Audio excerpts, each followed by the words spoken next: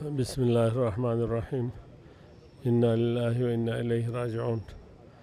آج ہمارے پوری جماعت اور مرکزی جمعیت اہل حدیث پاکستان اور پاکستانی عوام اور پاکستانی اہل پاکستان سارے اس صدمے میں ہیں۔ ہمارے امیر محترم اللہ ان کو مغفرت نصیب فرمائے، وہ وحدت کے ایک نشانی تھی اور پورے پاکستان میں امن و امان اور فرقواریت کے خاتمے کے لیے، ملک کے ترقی اور استحکام کے لیے ان کے بڑے خدمات تھے۔ اللہ رب العالمین ان کو جنت الفردوس میں اعلیٰ مقام نصیب فرمائے۔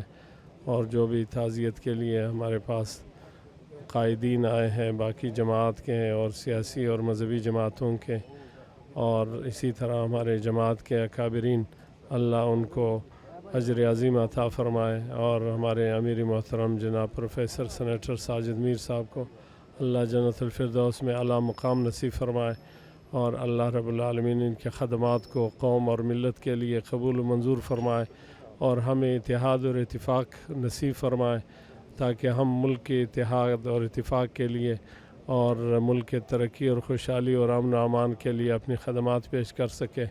اللہ رب العالمین ان کے اہل خانہ اور باقی جو ان کے جماعتی افراد اور ہمارے شورا کے ممبران اور ہمارے کابینہ کے ممبران کو اللہ رب العالمین صبر جمیل عطا فرمائے، اور اللہ رب العالمین ان کو جنت الفردوس میں اعلیٰ مقام نصیب فرمائے۔